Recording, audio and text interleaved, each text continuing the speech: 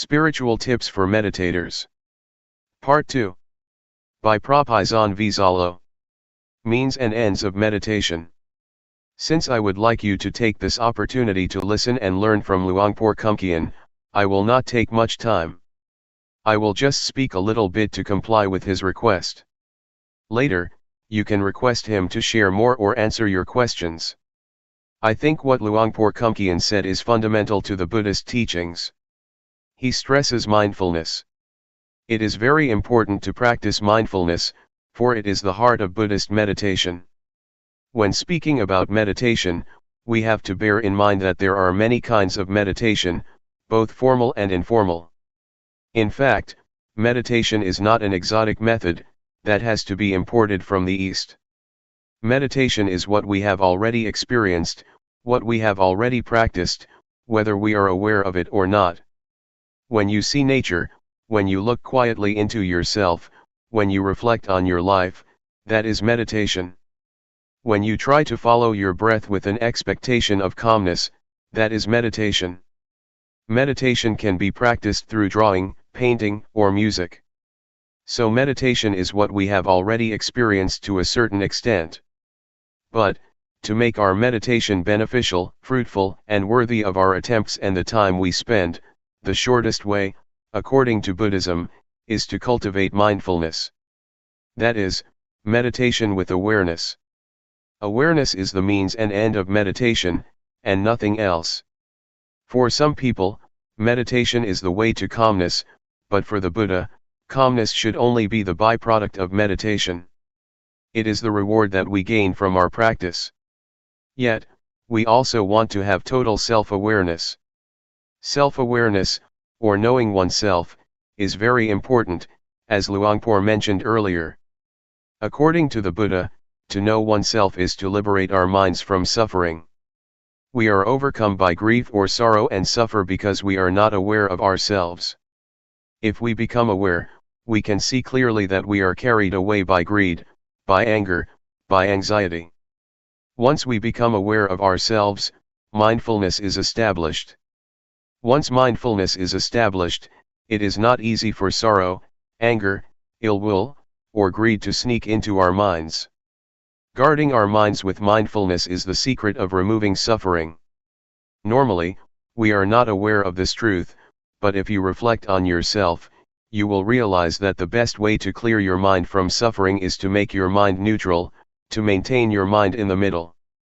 If we let our minds be subject to feelings of being pleased or displeased, like or dislike, rejection or attachment, our minds will never experience calmness or clarity. With mindfulness, calmness and clarity are possible. So with the formal practice of the Buddha, we can learn how to cultivate mindfulness, enabling us to be free from being all sorts of fire. The Buddha speaks about fire. There are three kinds of fire that burn us at every moment, every day, every hour, every minute: the fire of greed, the fire of hatred, and the fire of ignorance. The fire of greed or the fire of desire, be it sensual desire or desire for becoming, always burns our mind and that make us feel as thought we are lacking. It is quite strange that the sense of lacking is prevalent in Western societies. Despite the material richness, despite the abundance, people are overwhelmed by the sense of lack.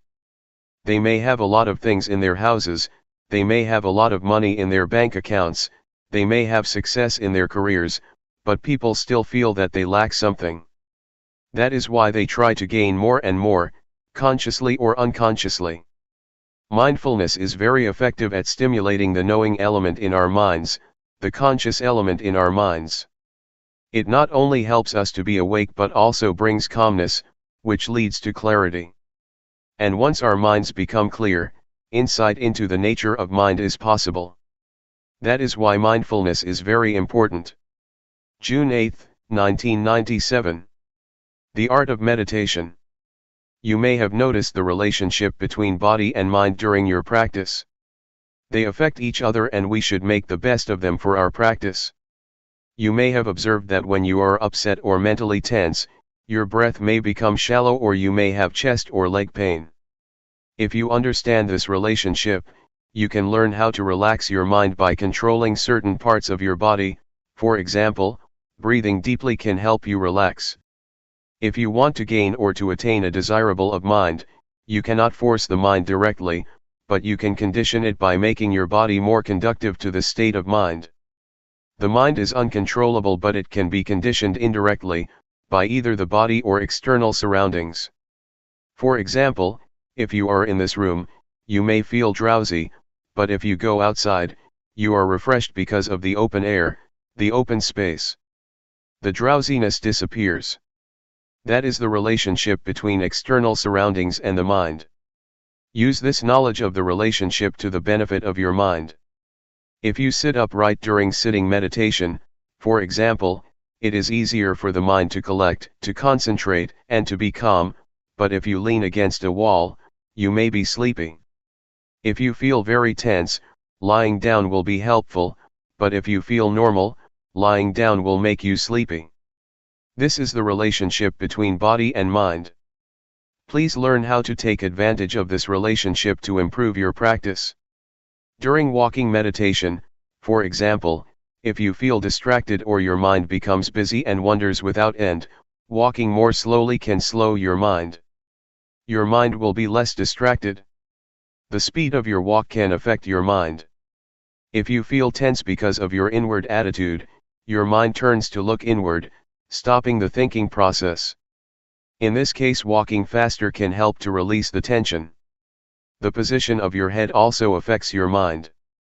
As I told you a few days ago, if you lower your head too much, tension tends to arise because your mind is turning inward. But, if you walk and have an indefinite gaze outward, your mind wanders easily and can be easily distracted. So, positioning your head appropriately will moderate your mind. You have to find the speed that is appropriate for you, not too fast, not too slow. This is an art.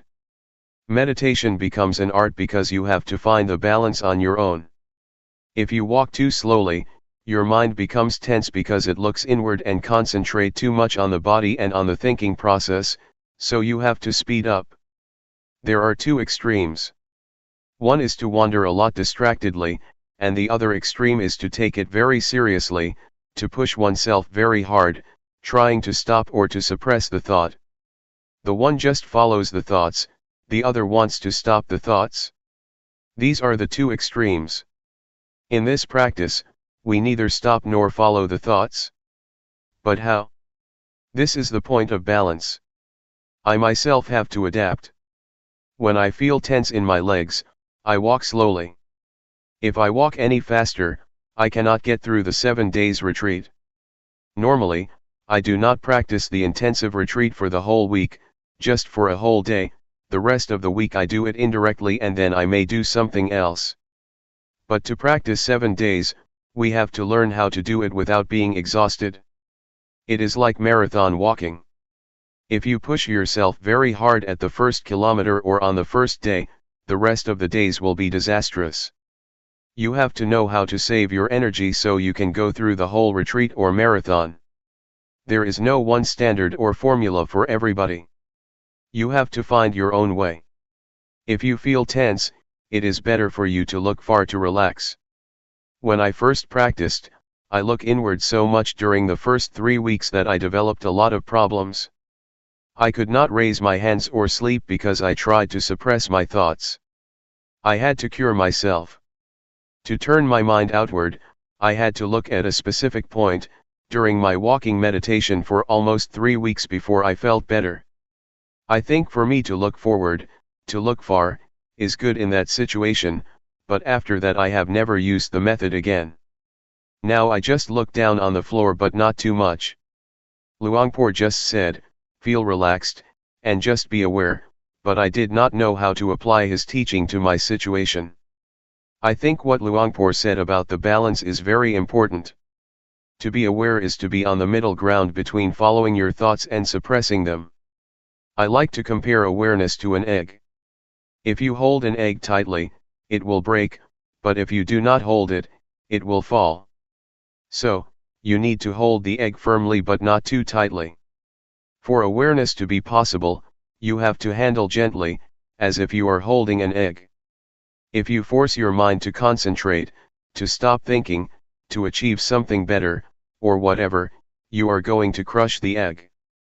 But if you feel completely relaxed and do not take it seriously, it is like dropping the egg. So, in this method of practice, just hold your mind gently. It is how to do this that is the problem. Nobody can tell you. You have to know how to gauge and how to adapt your mind. It is like riding a bicycle, you have to hold your body in balance. If you are stiff, holding the handles of the bicycle very tightly, your whole body becomes tense and you will fall. So, bicycle riding is the art of keeping your body as well as your mind in balance. The same goes for meditating. You have to hold your mind in balance, neither too relaxed nor too tense. How to reach this point is the art of the meditator, and this is the problem. When I first practiced, I found it difficult to reach this point because normally we tend to be at one of the extremes, either forcing ourselves or just letting things loose. For the practitioner to arrive this point, one needs to have experience with oneself and learn by oneself. If you arrive this way and know what the middle ground is between the two extremes, you will find it easy to practice without tension. You will be able to work the whole day without a problem. At the same time, you will be able to effectively handle undesirable thoughts. Previously, when we had distracted thoughts or a scattered mind, we responded to in one of two ways, either following it or suppressing it. But if we know the middle way, we will find that just acknowledging our mental condition, just noticing the thought that arises, it will disappear or fade away, without our having to make an attempt to suppress it. In order to reach this point, our attitude is very important. If we want to achieve calmness, to develop mindfulness, or to gain something, we tend to suppress our thoughts. We do not want to be distracted, so we try by all means to stop distractions, thus bringing ourselves lots of problems, mentally and physically. So, just take it easy. Attitude is very important. To take it easy does not mean that you do not make any effort, but rather, practicing the whole day and making lots of attempts. The point is how to make such attempts without having anything to gain. You came here and you must have been motivated by some expectations. But once you start working, once you start raising your hands, you have to ignore whatever brings you here. If you want something during your practice, that means your mind is in the future, not in the present. To practice here is to make our minds present here and now. Mindfulness is the presence of mind. To live your life mindfully means you have to make your mind present in everything you do. When you are watching, your mind is there. When you are walking, your mind is there. When you are taking a bath, your mind is there. That is mindfulness, or the presence of mind. You may wonder how to practice mindfulness while asleep. It depends on how you cultivate mindfulness when you are awake. If you are mindful most of the day, it will take care of itself during your sleep. You will learn that your dreams can be affected by mindfulness. Even consciousness plays a role in your dreams to a certain extent. They are not totally unconscious. They depend on the mindfulness that you have already developed. So, just take care during your waking hours, because it is the period of the day that we can control. It took me about a month to find the middle ground, but I am a bad example. Many people spend about a week to find it. For me, I feel that tension is the indicator of whether I am practicing right or wrong. If I am tense, it means I am practicing the wrong way. After 1 month, I was aware of my thoughts very quickly, which was a surprising experience for me. Sometimes, even now after being a monk for more than 10 years, I practice and I feel tense, which means I am too serious, so I know I have to relax my mind a little bit. I still get tense from time to time, not always at the balanced state, but at least I know how much I have to relax to reach the middle ground. It will be a point you are familiar with. You may get tense, but when you feel relaxed to a certain point, you will know that this is the middle ground for you. You have to find it yourself. Nobody can tell you where it is. There are many indicators for us to be sure whether we have developed enough awareness or not. Sometimes one has a lot of distractions.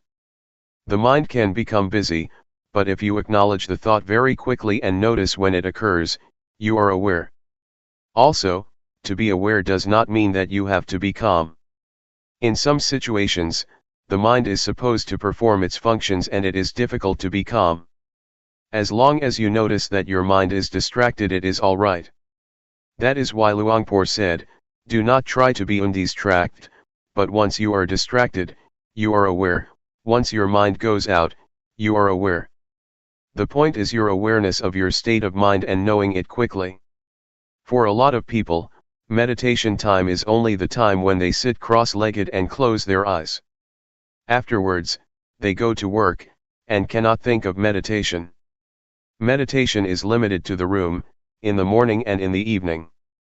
But for us, the meditation zone means trying to make the whole day, or a certain period of the day, a time for meditation, even though you do not close your eyes and are still at work. It should start at a portion of the day, and then enlarge its zone. The more you are aware of every moment, the more meditation is a part of your daily life. It does not mean that only the time inside a meditation hall is meditation, and the rest is not. It should start from the meditation room and then enlarge to your whole life. Enlarge the zone in time first and then enlarge it in space as well. Try to integrate meditation into your daily activities. Try to use the movement of your body as meditation objects all the time, and try not to stay still. On the car or the bus, rub your fingers. Try to have some parts of your body moving and use the movement of your body. If you can use your breath as meditation object, you have a refined, sensitive mind. Yes, you can do that, too. Luangpor suggests using the blinking of your eyes or the swallowing of your saliva. Breathing is useful because you do it all the time, especially at night when lying in bed. But while typing, it may be difficult to be aware of your breath, so just be aware of the typing itself as the object of meditation. When you take a bath, the movement of your body is the object of meditation. So we are never short of an object of meditation, except when we are sleeping. That is the benefit of Sati meditation, you have an object all the time. We need to have a physical object for meditation all the time, and our body is better. Your mind should be aware of your body's movement. Once a thought arises, your mind goes to the thought, acknowledges it, and then returns. So you have a home. Meditation provides you with a home that is the object of meditation and your mind stays with it. The movement of your body is the present moment. To be mindful is to be present in the present moment, so we try to provide a present moment for the mind, the body's movement. When you become distracted by a thought, that is the present moment too, so the mind should be mindful, but since the thought is undesirable, we just let it go and come back to another present moment, your body's movement. It is okay to shift awareness from one type of your body's movement to another frequently if you are skillful. If you are an adept practitioner, it is not difficult to shift.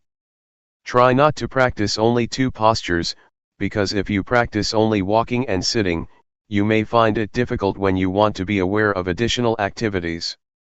You will not be adept enough to apply mindfulness to that activity, because you have only been using rhythmic meditation and walking meditation all the time. So, you have to be adept, to be skillful, to apply mindfulness to every area of life. For example, in a normal situation, I would use the rubbing of my fingers as an object, but, if I am tired, I can concentrate on my breath because it will turn my attention away from the tiredness of my fingers. It is the same with walking. If I walk or climb up a mountain, at a certain point, I shift my awareness to the breath because my legs feel tired. This is the way to release tension. You can shift from one to another. In Thai, we called it a toy or hobby. We change from our routine to a hobby, and then we change back again. To make meditation more entertaining, we find something strange, something special, something new to play with, and then after we feel we have had enough, we return to the main posture. Please try to apply mindfulness to another postures or activities, not only in daily life but in the retreat too. When I practiced with Luangpor Teean, sometimes he asked me to clean the floor. He gave me a broom and asked me to be aware when I was doing that job. He wanted me to not stick to the two main postures. During the first few minutes, I felt disturbed, unable to be mindful of the work, because I had limited my activities to only two postures, and did not know how to apply mindfulness to that work. But later I knew. In Luangpor's retreat, he also likes people to stay with sitting and walking, but he will provide you with some work to do like cleaning the toilet, because he wants us to be skillful in every activity, otherwise you will not be able to apply it to other activities after the retreat. July 9, 1997. The middle ground. As you already know, we are training our mind to reach the middle ground, that is between the outward-oriented mind and the inward-oriented mind. Do not try to turn your mind too much outward or too much inward, to follow your thoughts or to stop them. The middle ground also means trying to avoid being lazy due to being too relaxed, or being strained due to too much tension. It also means that we have to avoid the two extremes of indulging in pleasure and indulging in pain. What does it mean by that, indulging in pain or indulging in pleasure? It means that when you recall a good memory or refreshing images you get high, and when you recall unpleasant feelings in the past, a bad memory, you get low. If you are moved like that, that means you are already indulging in pleasure or pain. If you are stuck in the pleasant feeling, that means you are indulging in pleasure, which is one extreme. If you get low or become angry, because of your thoughts about somebody that you have bad experiences with, you become dragged down by such thoughts or memories, or if you feel upset because of dissatisfaction with your practice, means that you are indulging in pain. So, to avoid these two extremes means try to keep your mind normal, stable, and unmoved by pleasant or unpleasant feelings, good or bad thoughts, good or bad mental experiences. So, you see that the term middle ground means balanced. It has a broad meaning. It means that you do not follow the thought or suppress the thought, turn your mind too much outward or too much inward, be lazy or push yourself too hard, or indulge in pleasure or in pain. It is the art of meditation to keep our minds in balance, to reach the middle ground. You may feel it is very difficult to attain this state of mind, even though you have come closer to it. Sometimes, you have already attained that balance, but you may be dissatisfied with it. You do not realize that you have already arrived at the middle ground, so you push yourself harder and go beyond that point, moving towards another extreme. Sometimes, your mind is too much inward so you try to relax, but you relax so much that you pass the state of balance, wasting a lot of time. Sometimes, you do not think this is the point that you need to attain. You think, oh, this is not the state of awareness because so many thoughts are still coming up, so I have to push myself harder. You are not satisfied with that state of mind simply because you have some expectation, so you keep passing the state of balanced mind without realizing that you have already experienced it. I think expectations are sometimes illusory. They are dangerous because they can deceive us, so we have to be very careful. We have some expectation about awareness, so we have already adjusted our mind to the expected state of awareness. Since we do not feel the calmness that we expected, and we feel thoughts still arising, we keep ignoring this state of balanced mind. I am sure that you have already experienced the state of awareness, the state of balanced mind, even though you may not realize it. So try again that you may find it and have confidence in it. Another point that I would like to mention is that, aside from keeping our mind in balance between the two extremes, we also need another art, the art of reconciling two opposing values. We face conflicts in our daily lives between freedom and discipline, between diligence and concentration. If you are too diligent, your mind becomes distracted, but if you concentrate too much, you tend to be lazy. The point is how to reconcile these two opposing values. Right and duty are another pair of values that we have to reconcile. Individualism and communalism are also two opposing values that we have to reconcile, or our lives will suffer. We also face the same dilemma in meditation practice. It may be even more difficult than what I have already mentioned. One is to take it easy but to try hard. Luangpor always stresses this: relax. Take it easy, but try hard. Take it easy but keep trying all day. It is quite contradictory, but you have to reconcile these two or you cannot make progress. Luangpor Teean always said, take it easy, but seriously. Luangpor Teean, unlike Luangpor Teean, would give you only a 5-minute talk.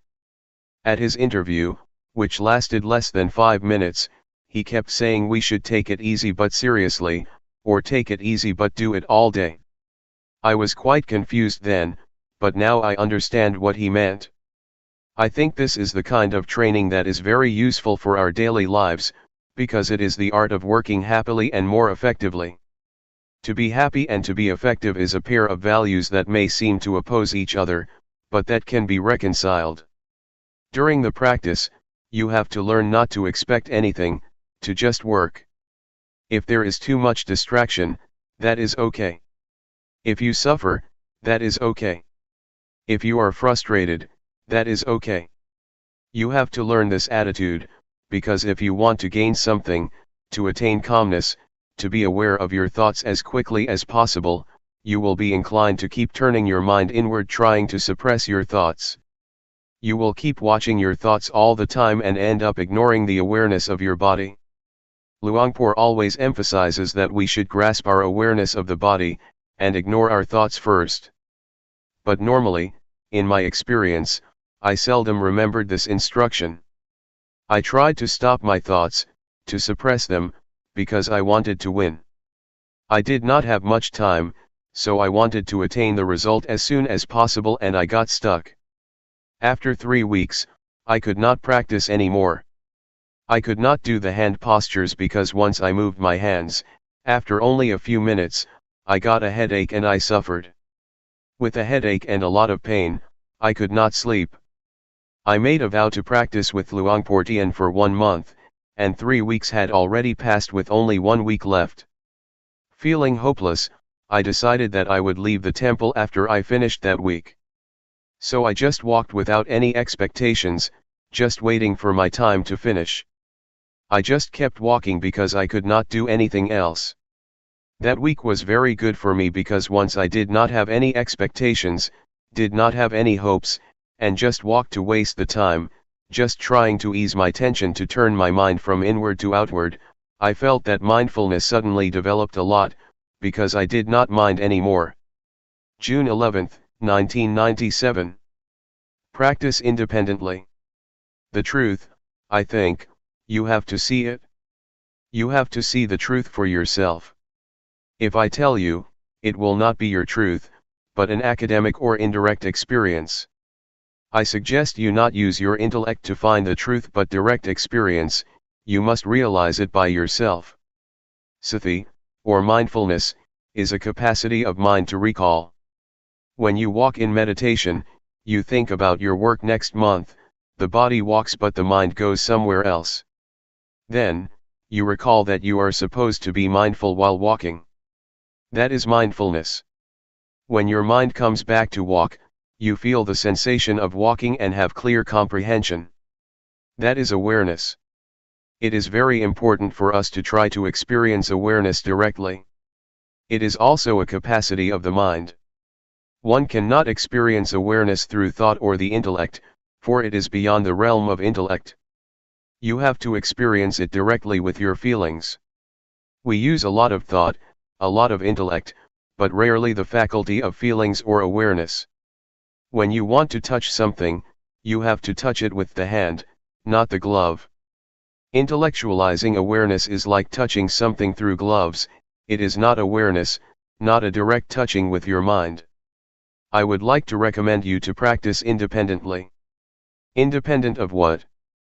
First, be independent of time. When you walk or practice, do not worry about the time. Some practitioners set the time, saying they will walk or sit for 1 hour. Then they set the clock in front of them.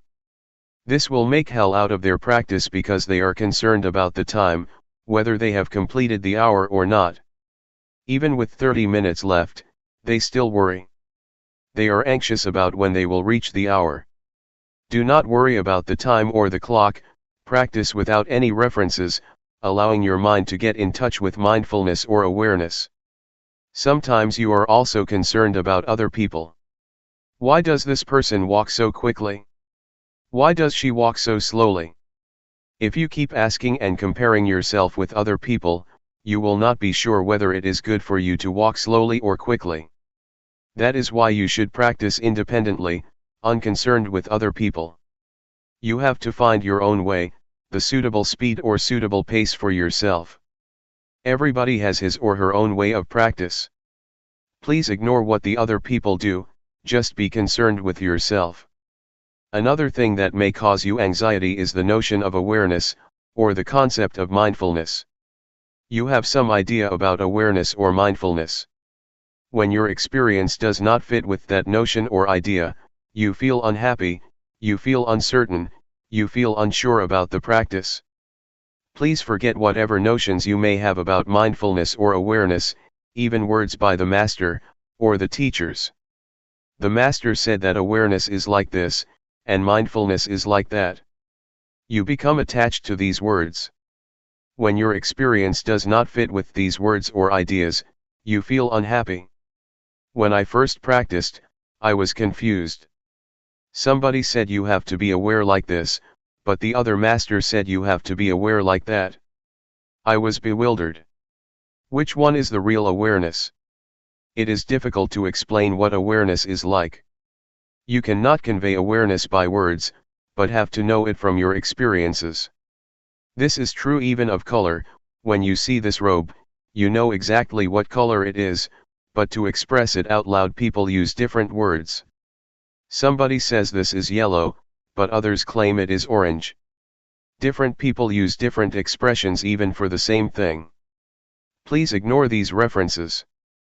The fourth thing to be independent of is the previous results that you may have obtained. Yesterday, you experienced calmness, you achieved wonderful practice, and then you want your practice right now to be the same. That is another kind of reference that you should avoid. If you have such references or if you are concerned with past results, you may be unhappy. They will never fit with one another. Ignore the results of the past and start again at the present moment. Practice independently, independent of previous results. It is already the past, let us ignore it. However good your experience was, be it calmness or tranquility, do not try to repeat it again or you will be disappointed. Why? Because you have some expectation, and expectation makes your mind out of balance. To practice like this, balance is crucial. You have to keep your mind in balance. Desire or expectation tends to push your mind out of balance. Therefore, forget whatever happened to you, even your expectations. Be careful with expectation. When you expect something, you have preconceived notions about it. If experience does not conform with that idea, you reject the experience. There is a story that is very instructive. An individual on a sinking boat prayed to God for help. Being very devout and sincere, he sincerely believed that God would help those who have faith in him. During his prayer, a lifeboat came by and asked him to join. He said, "No, I believe God will help me, because he never ignores those who have faith in him." So, the lifeboat left him behind. 1 hour later, the sea level was already at his chest. A fisher's boat came. He said, "No. God will help me." Another hour later, the sea level was already up to his neck. A patrol boat came. He replied again, "No." So, he drowned and went to heaven because he was a good person. When he met God, he asked, "God, why did you forsake me? I prayed for you even at the time of crisis." God replied, "You fool. I sent 3 boats to help you. Why didn't you take the boat?" The man expected a miracle. In reality, no miracles happen. God's action is not miracle, he works through ordinary events. So, with expectation, the person tried to reject even the help of God. Do not be too concerned with expectations, or you will reject the experience that you have already achieved. Just work independently of expectation, and try to get in touch with real awareness through direct experience. When you get a result, it will be the true outcome of your practice. Do not bother with miracles or preconceived expectations. Question: how can you forget everything and not have any expectations or references? Answer: it can be done through repetition. In the first hour it may not be easy to forget, but if you practice more and more, you will feel in harmony with the practice, and then this notion will pass away. Nevertheless, you have to do it repeatedly, over and over again. Then, a new kind of habit will develop, the habit of letting go and forgetting expectations. Question: that is very, very hard. Answer: it is possible, if you try to be at the present moment. I found that when I feel in harmony with the practice, I do not care about the rest. To be in harmony with the practice takes time, but it is possible. We call it, to be at the present moment. When you have developed that habit of being at the present moment, you will be less distracted by expectations, by time or schedules, by other people's practice. Question: are you suggesting that we totally ignore previous experience on how to get there? Answer: I suggest you do that when you start the practice. However, when you finish, you may review and think about which one is the way.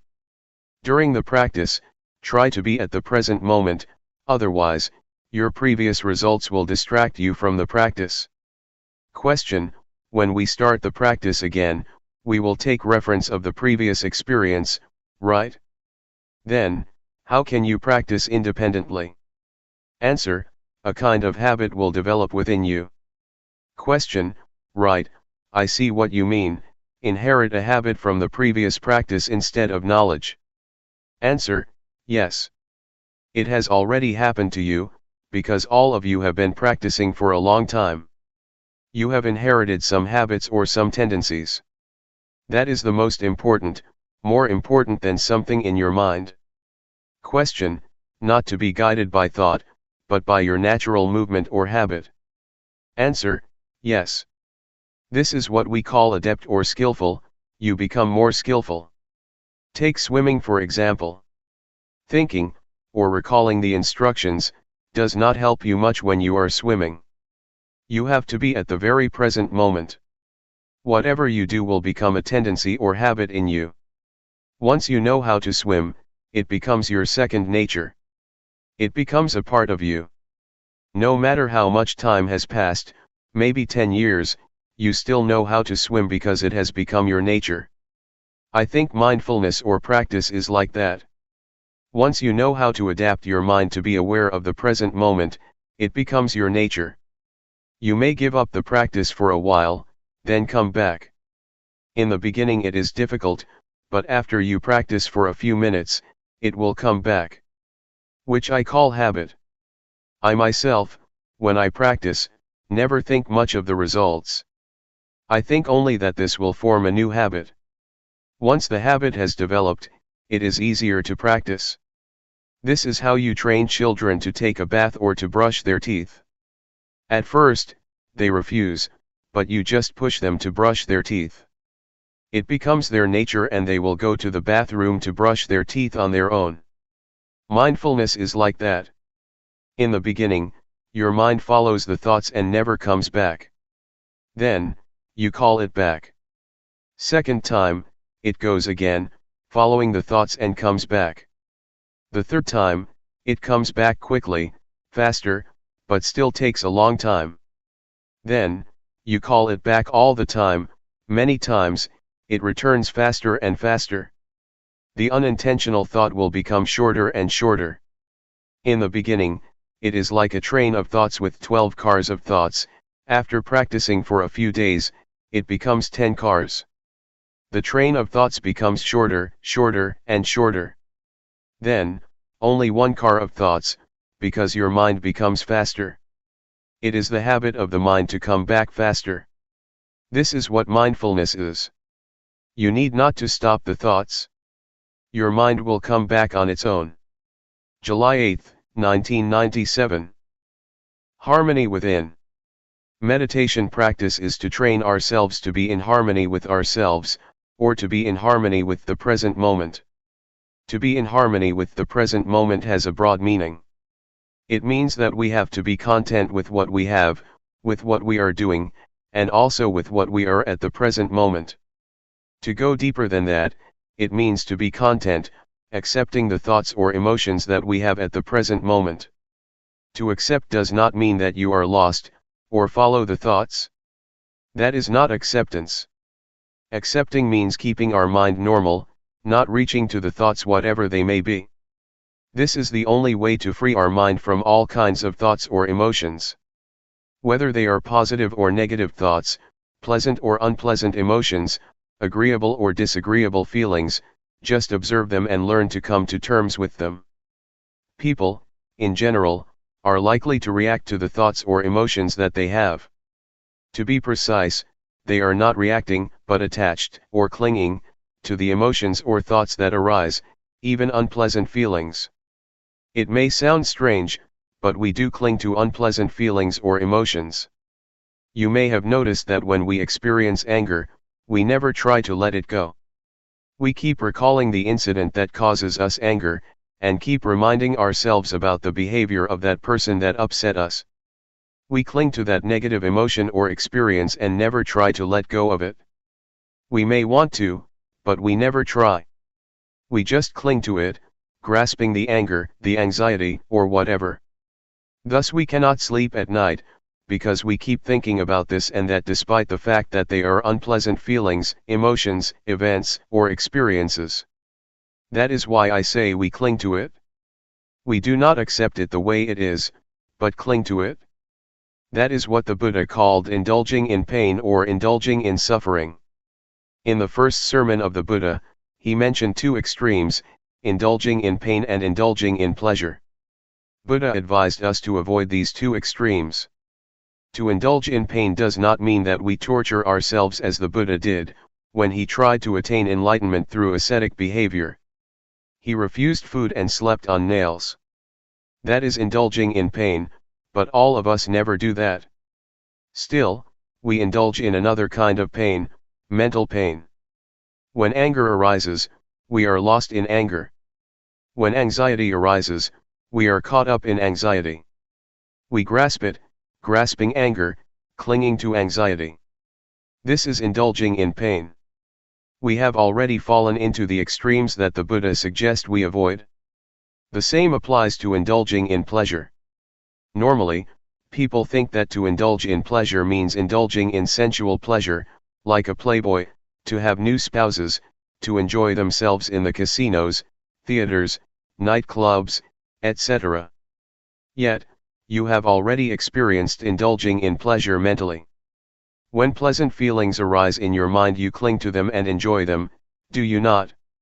We are always caught up in the agreeable emotions and feel content with them. This is indulging in pleasure, another extreme that the Buddha instructed us to avoid. You may have realized that you have already indulged in those extremes during your practice. That is not the middle way that the Buddha suggests we traverse. The middle way, in this sense, means not losing yourself in either painful or pleasant experience, be it calmness, happiness, suffering, anger, or anxiety. Do not become lost in those feelings or emotions. Just accept them as they are. When pleasant feelings or good thoughts arise in your mind, you tend to follow it, do you not? When you encounter unpleasant feelings, you want to suppress them, do you not? But that is not an act of acceptance.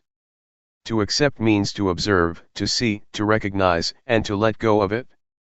This is the only way to be free from all kinds of feelings or thoughts. I would like to urge you to learn how to come to terms with all kinds of thoughts and emotions that arise. You will find that once you accept them, once you observe them, they will gradually pass away. This is the best way to let go of them, the best way to liberate ourselves from them, the best way to get rid of them. Not to stop them, but to observe them, and they will gradually be dissolved. This is the middle way that the Buddha suggests, to indulge neither in pain nor in pleasure. Not only in the physical or sensual aspects, but also in the more delicate mental aspect. This is the aspect or level that people always fall into, without realizing that it is not the middle way the Buddha suggests. Is it clear to you? Just to elaborate what Luangpor said, to see, but not to identify with it. If you identify with it, you have already indulged in both pleasure and pain. Just see it as it really is, do not be overjoyed or upset by pleasant or unpleasant feelings. This will keep our minds stable. That is what we call accepting the way we are in the present moment, and being in harmony with the present moment. That's all for this morning. Thoughts always trick you or make a fool of you. They need your attention, as a child always asks for his mother's attention. They are very clever and have many tricks to fool you, to draw your attention. Persuading you, the thought says, come. Come talk with me. Come join me. Come interact with me. In the beginning, you may think that you know their tricks, but their tricks are endless. When I practice, I say to the thoughts, no, I will not interact with you. Whatever thoughts arise, I will turn my back on you. Yet, they have many new tricks to make a fool of me. Sometimes they ask, hey, why don't we think about the Dhamma? Investigating Dhamma is good, isn't it? So I jump into the thoughts, and later realize, oh, I fell into your trap again. That's all right. You should try to have strong will. Sometimes you have very beautiful and excellent ideas. You may think about the glorious past, a beautiful moment in the past, or somebody whom you would like to talk with.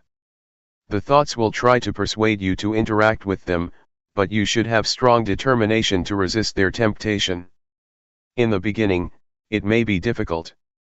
With the support from mindfulness, with the strength of mindfulness, you will feel it increasingly easier to ignore the call or temptation of the thoughts.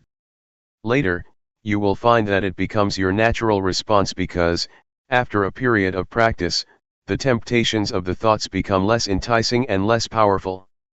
Why do they become less powerful? Because the thoughts become shorter and shorter. In the beginning the thoughts are long, like a train of thoughts. Gradually, the thoughts become shorter, shorter and shorter. The shorter a thought is, the less powerful it is.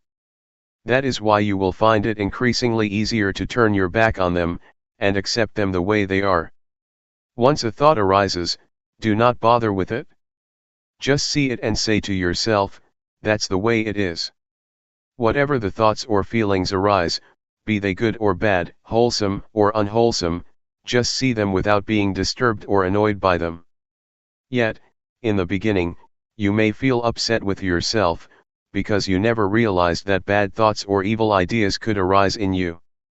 Some desire will come up, and you will have never realized that you could have such bad ideas, such evil thoughts. But, it will arise. If you are mindful enough, you will accept it. That's the way it is. Gradually the equanimity arises. So I suggest you maintain the attitude of acceptance. Whatever ideas, whatever thoughts, whatever emotions occur in your mind, just try to keep them normal and have no preferences, like or dislike, appreciation or aversion. Try to avoid these two extremes, and just accept them the way they are. This is the second mantra I would like to present to you, that's the way it is. The bad thoughts that arise, the evil ideas that arise, are beyond your control. So, just accept them as natural, as normal. That's the way it is. Thus develop the indiscriminative mind. The ordinary mind tends to be judgmental. It always judges, this is good, that is bad, this idea is good, that idea is bad, I like this idea, I do not like that idea, I am content with these emotions, I am not content with those emotions. With a discriminating mind you will never experience peacefulness. Your mind will go up and down, because of such preferences or such judgmental mind. The way to attain peace is to develop the indiscriminative mind. Have no preferences or judgment, and see everything as it really is. Accept it as the natural process that occurs to your mind. They are just visitors, coming and going. No matter how good or bad the idea is, any kind of idea, just let it come and go, appear and disappear. Do not be bothered with it. Just see it, take note of it, and then come back, returning your attention to the body's movement. In brief, try to resist the temptations of the thoughts. They need your attention because that's the only way they can sustain themselves. Unless you give them your attention, they cannot survive. They can exist only with your support. If you do not pay attention to them, they will just pass away. This is the best way to handle the emotions. Do not suppress them, stop thinking, nor force your mind to drop these thoughts. Just say to yourself, when the thoughts arise, that's the way it is. July 9, 1997. Calmness and insight.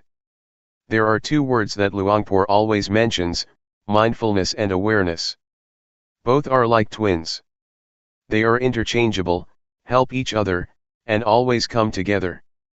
Mindfulness is that which recalls.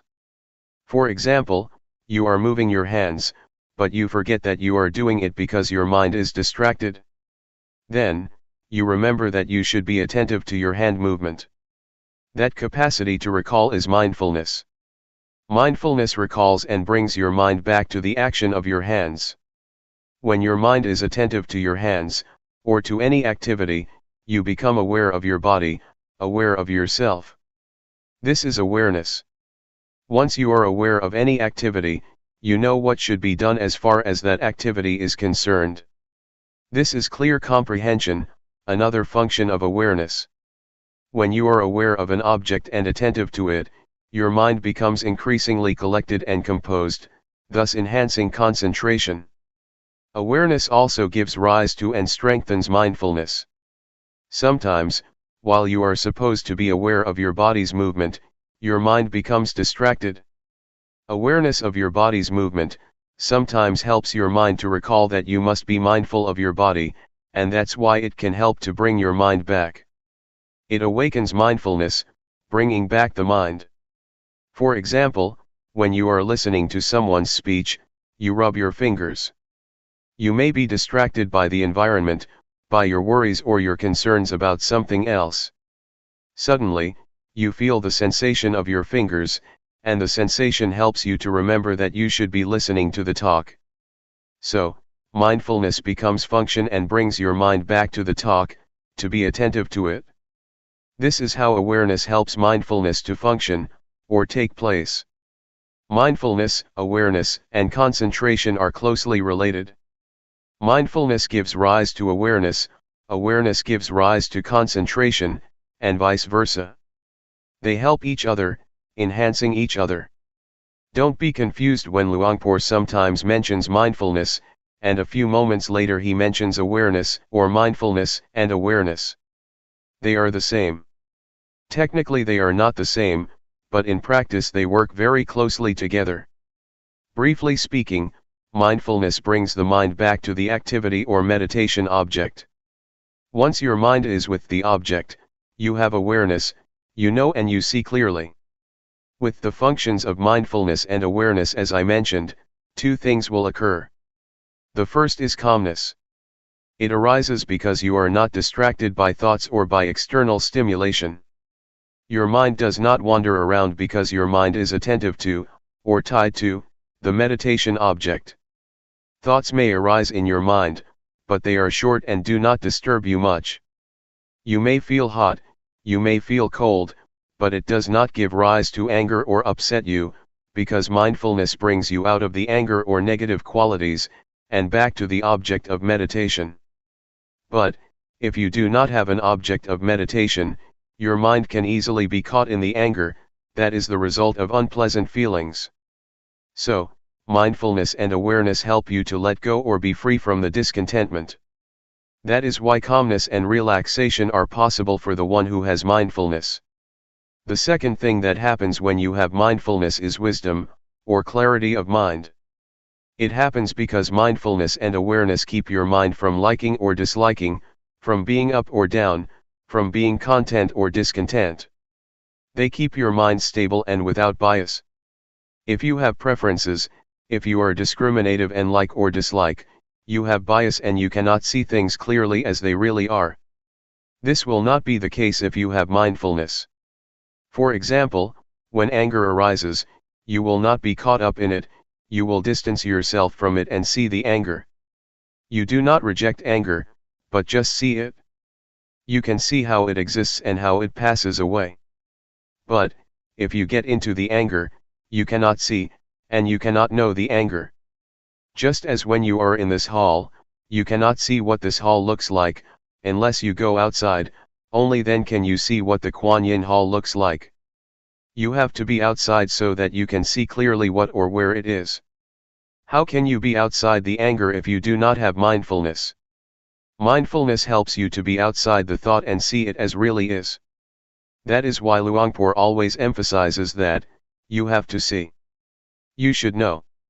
You should not be lost in any kind of thoughts, be they good or bad, of pleasure or pain, so that you can see and know. Truth will reveal itself. In short, as I mentioned, there are two kinds of results that will take place, calmness and insight, or wisdom. Yet, you should bear in mind that calmness is not the primary aim of this meditation. The primary aim is insight. If you take calmness as the primary objective, it is easy for you to become lost in calmness, and then you cannot even see what it is. Just recognize that calmness is like this, when it manifests itself, and do not be overjoyed with it. Just see that that's the way it is, and then try to maintain your mind to see, to be clear, keep knowing, keep observing. That's all. This is just to make a brief distinction between mindfulness and awareness, and to highlight their main functions as well as how they work together. Practically, they have more functions than what I have just mentioned. July 10, 1997. The point of balance. As you may be aware, Luangpor tries to suggest that you not watch your mind or watch your body closely. There are some justifications for that. In our daily life we tend to do a few things at the same time. You should allow your mind to be aware of your whole body rather than only a particular part of it. Otherwise, you may make mistakes in your activities. For example, when I began my practice, one day, I finished my lunch and had to throw the leftovers into the waste basket. Since I did not know how to practice properly, I forced my mind to concentrate only on my feet, while I was walking to the waste basket. When I arrived at the basket, I threw the leftovers into the basket, and forgot that not only the leftovers but the fork and spoon were also thrown away. Why? Because I concentrated too much on my feet. I did not allow my mind to be aware of my whole body, to be aware of the act of holding the plate with the leftovers and the fork and spoon. If you force your mind to concentrate only on one part of your body, you limit your awareness to that part and forget the rest. There is another story of a practitioner, who wanted to concentrate on every act of her movement in detail. Before she went to the office she had to get dressed. She concentrated on her act of dressing very consciously and very intensely. When she took the shirt, she concentrated on it. While wearing the shirt, she also concentrated on every movement of the wearing. The same applied to putting on her trousers, her socks, and her shoes. When she went to work, it took more than an hour for her to realize that she forgot to zip her trousers. It's okay if you walk with too much concentration in a walking meditation, it's not much of a problem because you only have one act. Yet in reality, you have many acts at the same time. You walk and you hold something in your hands. When you drive a car, you have to look at the road, and control the steering and the speed with your hands and legs. These require your total awareness. Focusing your mind on only one particular part of your body will cause problems. I have spoken only of the physical aspect or the aspect of the body activities so far. This principle also applies to the mental aspect. If you force your mind to watch your mind closely, you tend to block your thoughts. When there is no thought, you do not learn how to let go of it. You should allow thoughts to arise, so that you learn how to let go of the thoughts or emotions. If you block your mind, the thoughts cannot arise, and then you do not know how to let go of them when they do arise. It is important for you to keep your mind in balance, to not watch or concentrate too closely, nor to let it loose to all distractions. This will enable your mind to be aware of the mind, to be aware of the body, not only of your hands, but the whole of your body and also its surroundings. This is what we should do when we cross the road, especially the road in this country. You have to be aware of the act of walking, and also of the mind. Am I absent-minded?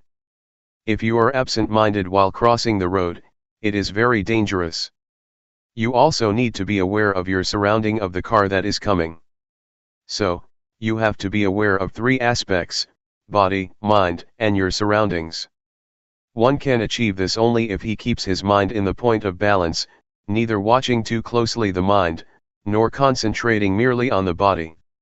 For the beginners, do not be confused with what I said. Be aware of your body first. Do not pay much attention to the mind or to the thoughts because you have to go step by step. You may be aware of your surrounding at the same time, of the noise or whatever, just be aware with mindfulness. Do not be disturbed by the noise or by visitors that come to talk to you. Just see them as they really are, accept them as that's the way it is. That's all. This is what Luangpor Teean instructed Luangpor Teean 30 years ago. Because Luangpor Teean, at that time, was very good at concentrating his mind on the breath only, and would cut himself off from his surroundings or any kind of thoughts, because he watched closely only the mind. Once, when he was practicing in a closed room with closed windows and a closed door, Luangpor Teean came to interview him. Luangpor Teean did not go into the room but, standing outside the hut, asked, "What are you doing?" Luangpor Teean said, "I am practicing meditation." So Luangpor Teean asked, "Can you see me?" Luangpor Teean replied, "No, I cannot see you." Luangpor Teean then asked, "What does it take for you to see me?" Luangpor Teean replied, "I have to open the door first." So Luangpor Teean asked him to open the door. At once, he opened the door. Standing at the threshold, Luangpor Teean asked, "Now, do you see me?" Luangpor Teean replied, "Yes, now I see you." "Can you see inside the room?" Luangpor Teean replied, "Yes, I can see inside." "So, now you see both outside and inside, do you not?" Luangpor Teean said, "Yes, I can see both." Luangpor Teean said, "You should practice like this, do not focus your mind only on the inside. In other words, do not turn inward, but be aware of both the outward and the inward, that is the point of balance." So, Luangpor Teean suggested Luangpor Teean not block his mind or turn his mind inwardly, but allow his mind to be aware of the outside and of the whole of himself. This is how this practice is different from many other methods. Many methods try to block your mind. You can achieve concentration very easily with those methods. Yet, once you get out of the practice, your mind can easily be disturbed by thoughts, because you have not trained yourself in how to deal with them. Since the thoughts have been blocked, you have had no chance to be aware of them and thus learn to let go of them. This is how it is different. I just explained the reason behind Luangpor's suggestions. Why not watch closely so that you can develop total awareness during your practice, and apply total awareness during your daily life. July 10, 1997. Reconciliation. There are two fundamentals of practice. The first is to practice with relaxation. The second is to take it seriously. These two fundamentals are very important for the practice. The point is how you can reconcile them. When I first practiced, I felt it very difficult. I felt confused when Luangpor Teean said, "Be at ease, but take it seriously." He always stressed these words. Literally, he said, in Thai, do it playfully, but seriously. To do it playfully means that you have to be at ease when you practice, and to be at ease at the present moment. To take it seriously means you have to continue your practice all day, all week, all month, and all year. This is what he meant. To take it seriously means you have to continue it, neither giving it up nor stopping it. I think this is the art of the practice, how to reconcile the two opposing values, the two opposing principles. Both principles are good, but on some level they are contradictory. As you may remember, in the first few days, I talked about the middle way. The middle way is the practice that avoids the two extremes. The two extremes are bad, so we have to avoid them. That is the middle way. Yet, at the same time, there are two principles, two values, that are both good, but in opposition to each other. We have to reconcile them to make them in harmony. These are the arts of the practitioner. 1. You have to avoid the two extremes because both are bad, and 2. You have to harmonize the two values. These two arts are different. Sometimes people are confused, they think the middle way is to mix good and bad, and then divide it in two. That is not the middle way. The middle way is to avoid the two extremes and, at the same time, reconcile the two values, the two principles. In Buddhism, you will find that this art is very necessary. You have to reconcile faith and wisdom. Those who have too much faith always lack wisdom, those who have wisdom always lack faith, because they always criticize, always doubt, always feel uncertain. So the Buddha taught us to reconcile these two principles, do not miss any of them, but combine them in harmony. The same applies to diligence or earnestness and calmness. If you are too diligent, you tend to lack calmness or concentration, but if you develop too much concentration, you tend to be indolent. Again, you have to combine, or reconcile, concentration and diligence. Now, let us go back to what Luangpor Teean always mentioned, to practice relaxed, but seriously. It means that when you practice you should feel that you are taking a rest. When you walk, it is not much different from a morning walk or evening walk, in the sense that you do not expect much from such a walk. When you have a morning walk you do not expect much from the walk, do you? That is the attitude that we should apply to the practice. When you take something lightly, you do not worry about it, which enables you to feel joy and be relaxed in doing that work. Since you are not worried with the outcome, your mind can easily get into the balance. Since you are not worried about the outcome, and also have joy in doing the work, you can do it continually. You are not frightened with the work or become turned off by it. When children play, they can play all day and all night without being tired, because they feel joy and do not expect much from their play.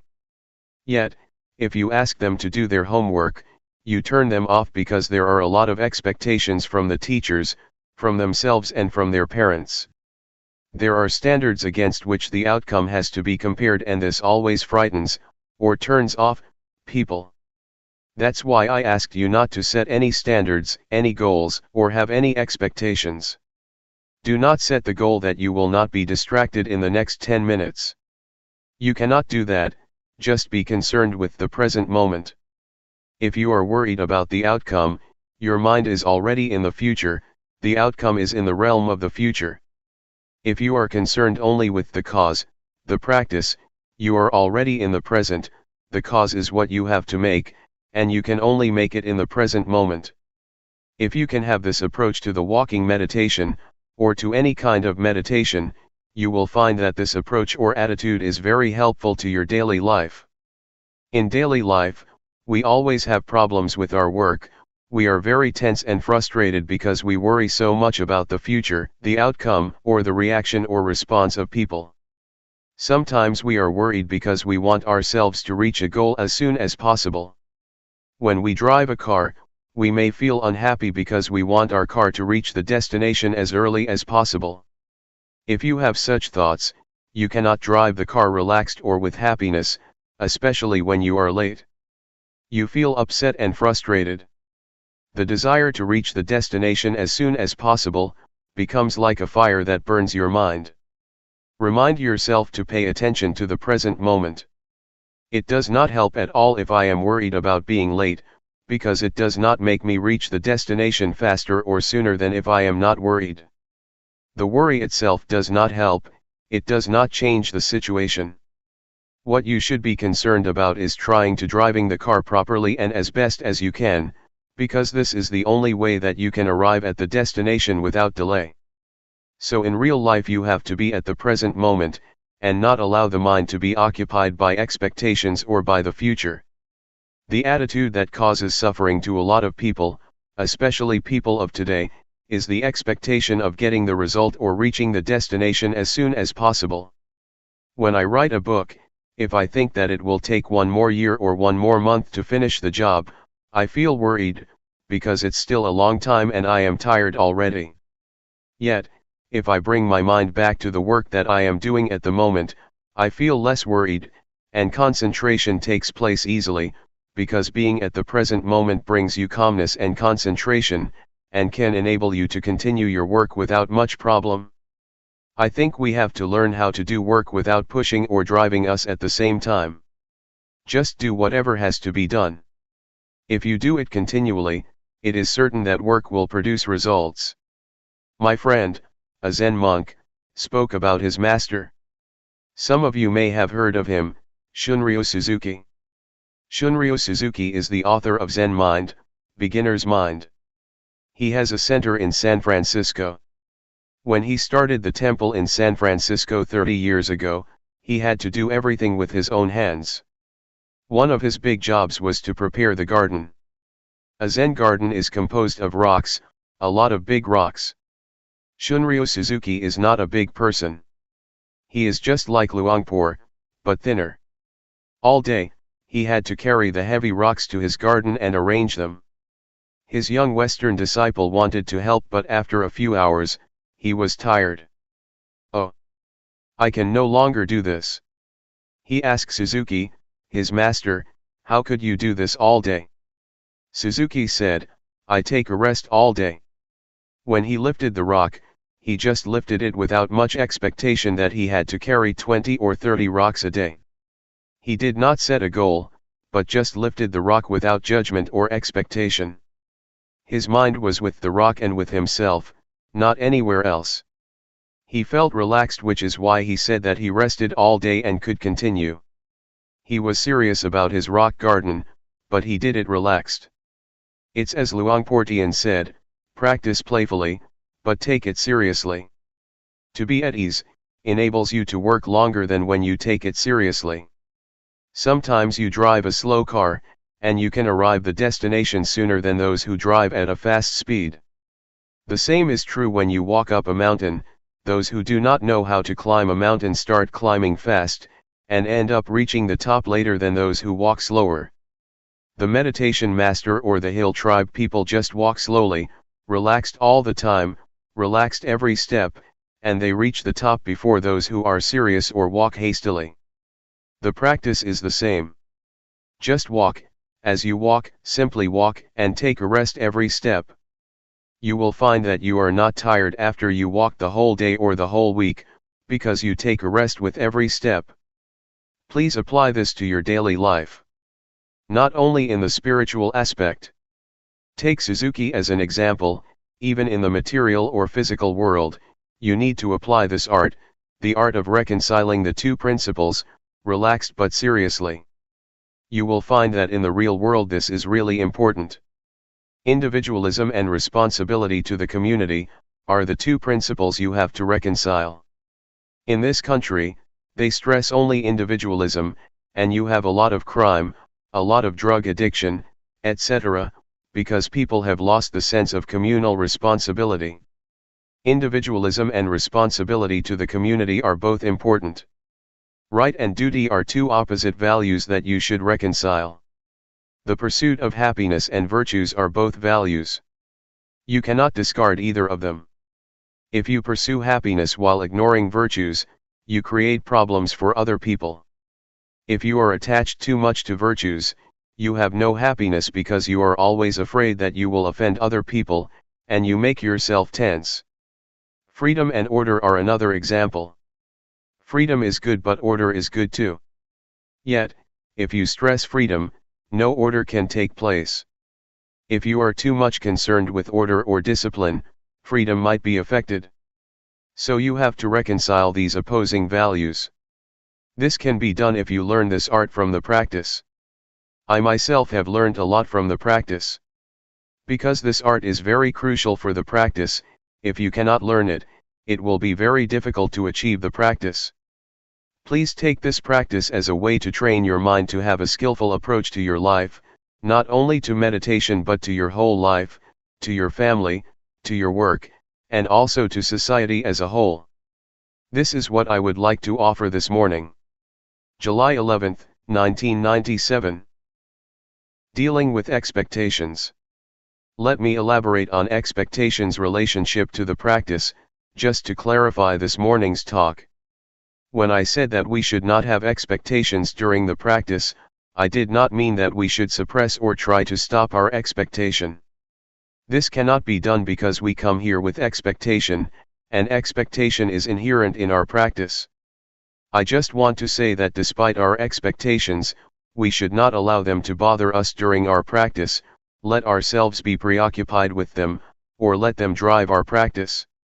Just realize that, okay, the expectations are there, but there is no more than that.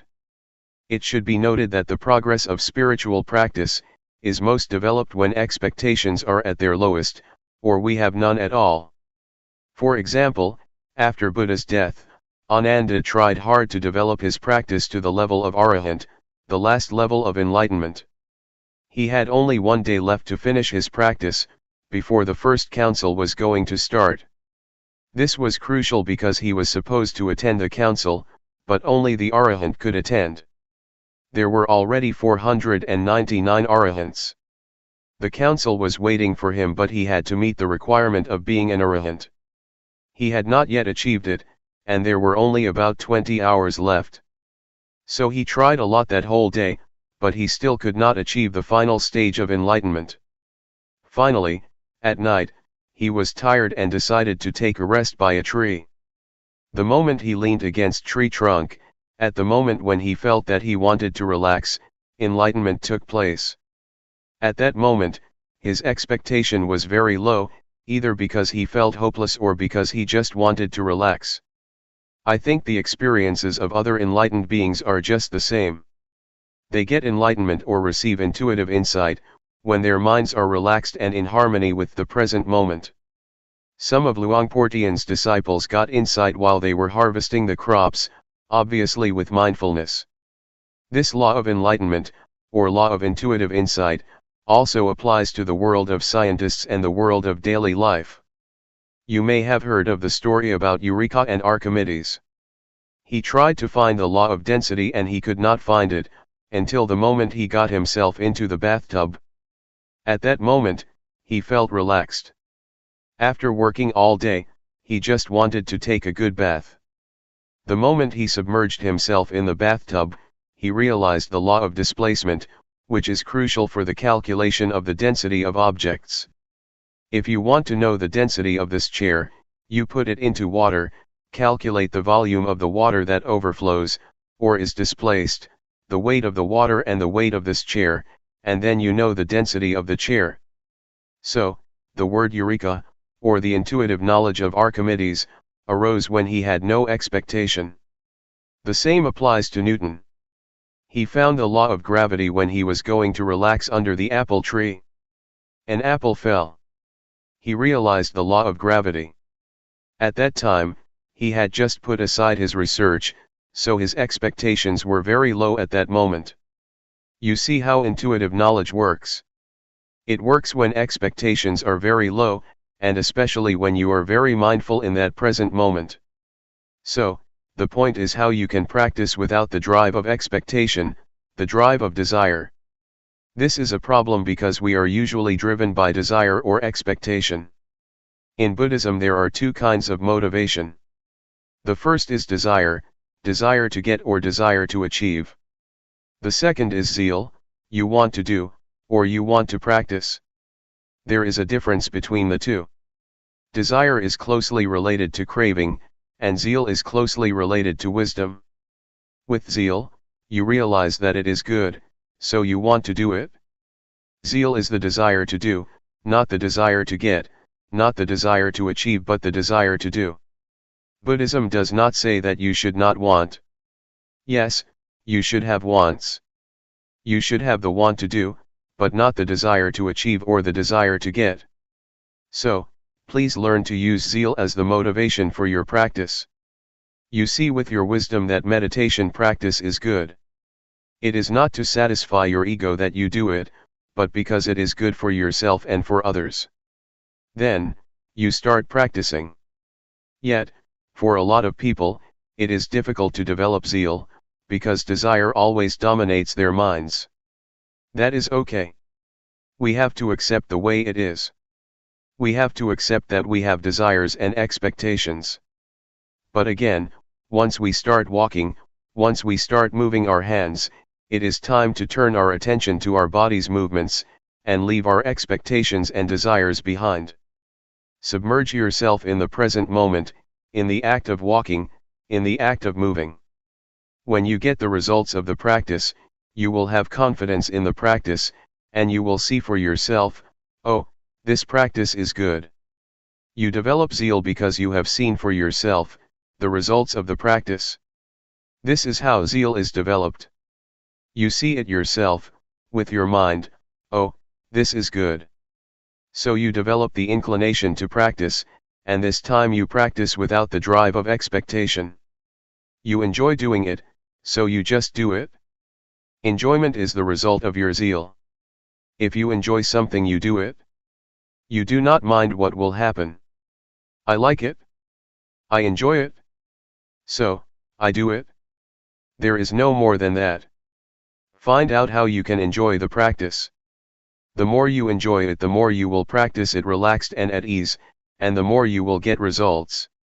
The more you get results, the more you become confident, and then you will just do it. We do not need the drive of expectation or the drive of desire. I think this is the motivation that people lack. We are taught that only desire can drive people to do things. Actually, there is another motivation that can get us to work. Zeal as a Buddhist motivation is very important, not only in meditation but in any kind of work. This is what I would like to offer you for reflection. In summary, how should we deal with expectations? First, accept them for what they are. Accept that expectations exist in our minds, but do not let them bother our practice, or pay much attention to them. Just be at the present moment with the work you are going to do, and do not allow yourself to be driven by expectations. Try to develop the other kind of motivation, zeal. With the right motivation, you will find that results arise not in the future, but at the present moment. Normally, people just wait for the future, wait for the results to come. If you have a positive approach, a positive mind, you will see results, and the outcome always comes at the present moment. Please be sensitive to the immediate results, that always take place but that we always ignore. As Luangpor always says, once you move your hands, you already get the outcome, the awareness. You need not wait for the future. It has already arisen, but you have to be aware of that. That's why we can be happy at the present moment, because we get results at the present moment. We do not need to wait for the future.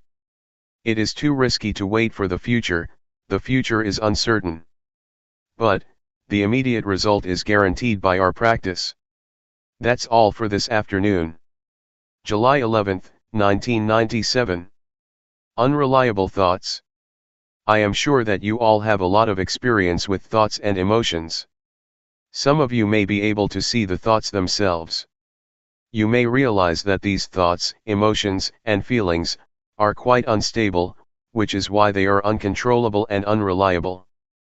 But, despite their instability, thoughts and emotions have a lot of power to tempt us, because they need our attention to sustain themselves. Without our attention, thoughts and emotions just fade away. They need your attention, it is the only requirement for their survival. You know, it is as if thought has a life of its own, despite its instability. It is like a virus that tries to manipulate your cells, drawing support from you. If you are not aware of such nature of thoughts and emotions, you can be easily tempted by them, deceived by them. They try to lure you, saying, "Hey, I am you." My thoughts call me, saying, "I am Paisan, I am yours, so you should take care of me." Sometimes I am tempted to take them to be my belongings, because they are very smart thoughts, very intelligent thoughts. I would like to grasp them, but you have to be careful, not to rush and grab them. Do not believe them so quickly because they are unreliable, especially the unintentional ones. We cannot even believe the good thoughts, for they can play tricks on us too, if we are not mindful enough. There is a story about a person who enjoyed drinking, and tried to give it up but failed. Every time he passed the bar on his way home, he could not resist his desire, the temptation, to go inside and have a drink. He tried to resist many times but failed. One day, he was determined that he would not fail himself anymore, so he prayed to the Buddha, to the Dhamma, to the Sangha, and to all the other deities, after he finished his job in the office. He felt quite strong after he had asked for help from everyone to increase his willpower. When he approached the bar, the temptation arose, but he tried to deny it. No, this time no. But on his first step in front of the bar, a thought arose, "Hey, why don't I have a last drink?" "No, no, no. I can't," he said to himself. On the second step, "Hey, okay, not a full cup, only half a cup." "No," he said, and he proceeded. The bar was not very big, but those few moments seemed to last a very long time. Then, another thought came up, "Okay, 1/4. "Better not," said a voice in his mind. Suddenly, his friend in the bar called, "Hey, come come." Again, he refused. But then he thought, "Hey, it will break the friendship if I refuse his offer." But, he was still determined not to drink. Thoughts of every rationale you can imagine flashed through his mind. Nevertheless, he finally passed the store. "I've done it. I am the winner." He was suffused with a sense of victory. Suddenly, a thought came up, "Hey, let's celebrate the victory." He then turned back to the bar. Thoughts can trick us. They are very rational, and can turn even victory into disaster. We should not believe them but try to see them, so we do not fall into their trap. So, mindfulness is very important even in daily life. Every year many old women would come to see Ajahn Chah, a big master in northeastern Thailand, and ask his permission for them to stay at the temple, because they had quarreled with their husbands. Everybody would say, "I will stay here for life. I will not go back to my house anymore. I am fed up with him. No more. I am disenchanted with the household life. Please allow me to stay and practice with you." A few days later, the husbands would come, visit them, and ask them to go home. The women who had been determined to stay in the temple for life, would change their minds after a small chat and decide to go home. Even strong, powerful, and quite determined thoughts can disappear, or wear out, after a few days passed. You may have noticed that you have a lot of good thoughts or ideas during the practice. "I want to do this, I want to do that, after I go home I will do this, I will do that." But if you do not jump into that thought or idea, and just see it and ignore it, after a few hours or a few days, you will find that that thought becomes weak and is not as interesting anymore. When you have a beautiful or great idea, you need to remind yourself, "It is not sure." This is the third mantra I will give you. Do you remember the first two mantras? Never mind and, that's the way it is. Now, the third one, "It is not sure," or is that so? If you reach some conclusion about someone, like, this guy is very bad, this guy is unfaithful to me, this guy is deceiving me, or this guy is very good, he is very generous, you should say the mantra to yourself, is that so, or that is not sure. If it is a real thought, a real judgment and the right conclusion, it will last. Otherwise, it will waver and weaken. So try to see thoughts as they really are, unstable, uncontrollable, and unreliable.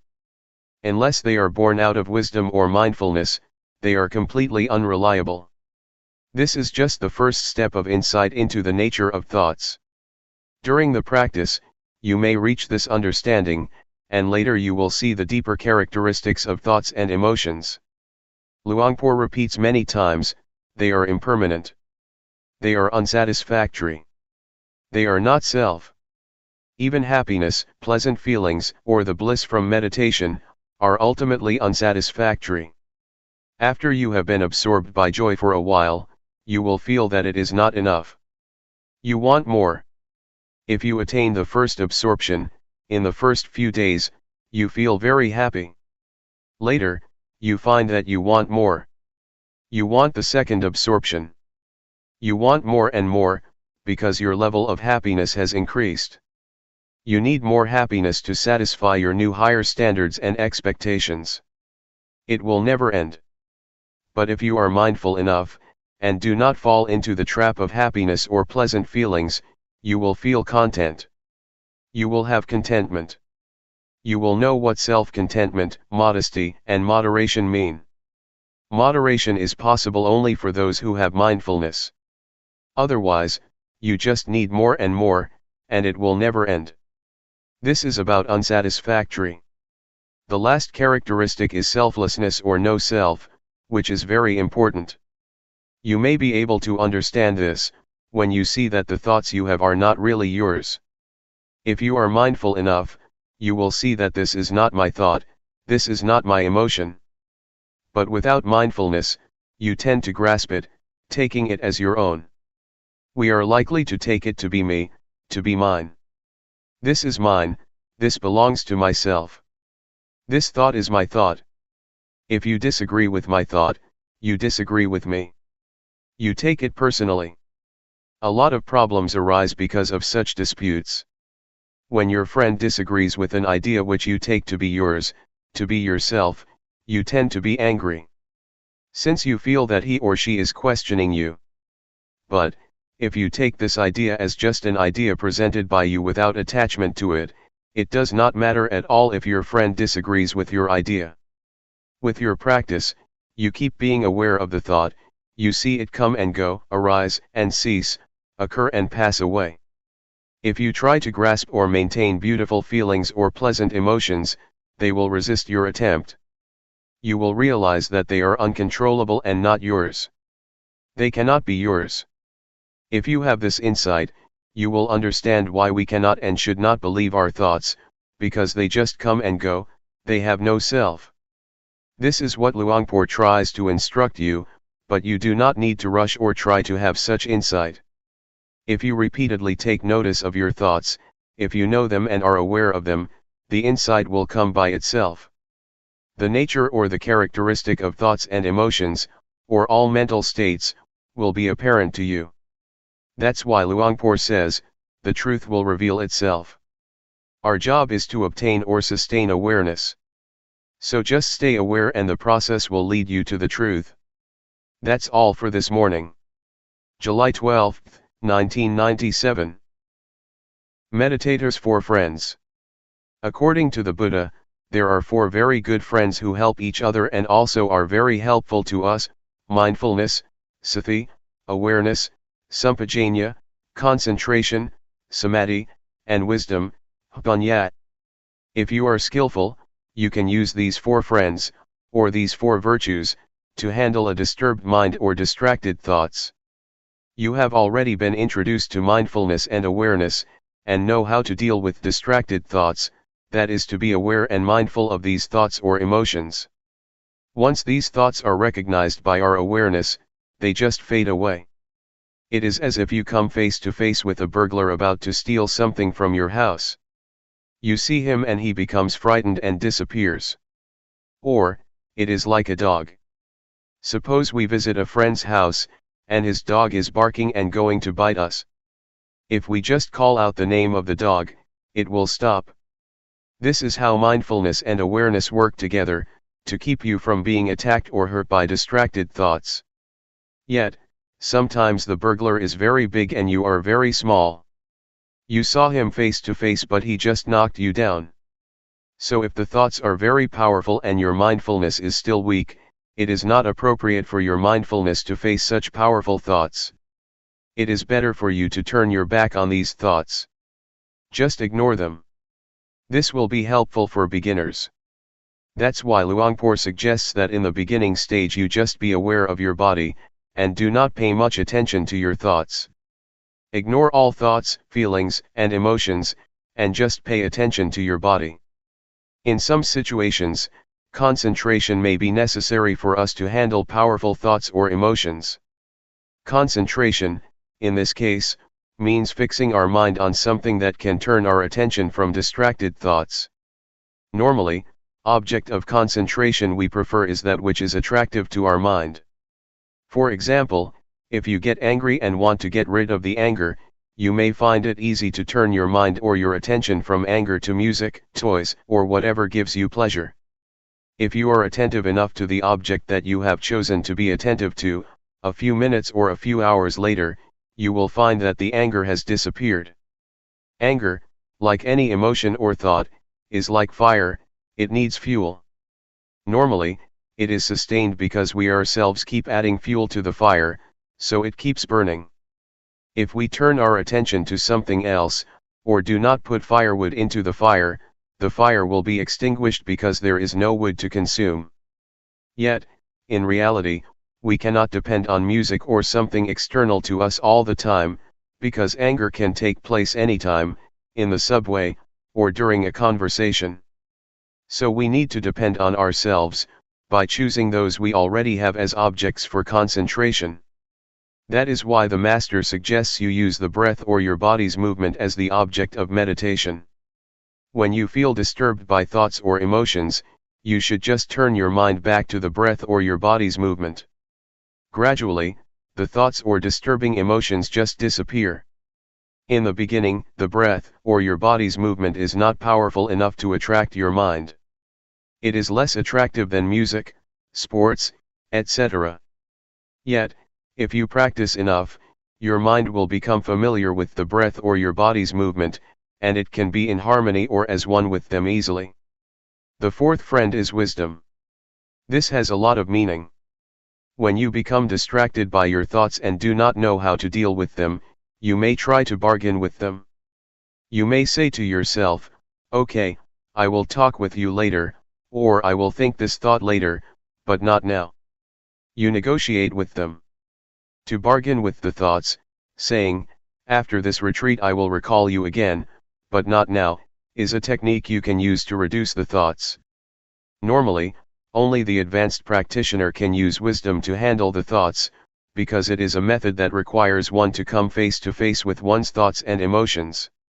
If your mindfulness is not powerful enough, your thoughts or emotions will just trap you, or trick you, persuading you to fall into them. In Thailand, masters have a practice of going into the forest alone. We call it tudong. It means to live as an ascetic in the forest or in the cemetery. A lot of things may happen: fear, the beast, tigers, or elephants can attack the practitioner. Many masters find that the fear or threat from the wild animals is good instrument, good condition, or great situation, to pressure them to develop concentration, because if they turn their attention from the breath to the beast, they will be overwhelmed by fear. Because they are really afraid of the beast, their minds turn inward, developing concentration a lot.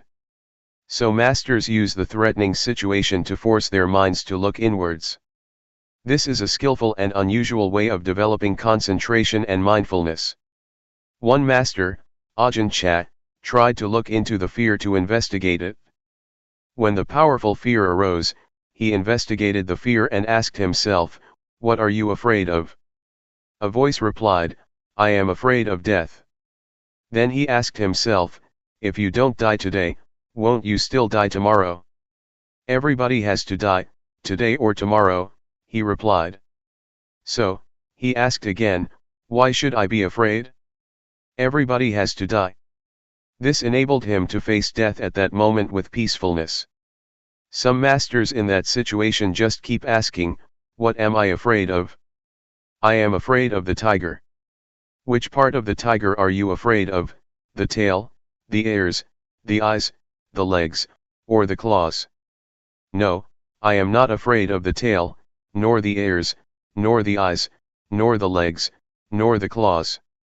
So, what are you afraid of? I don't know. With such penetration by wisdom, fearful emotions just pass away. They do not use rationalization, but an analytical mind to divide the tiger parts, and they do not feel fearful.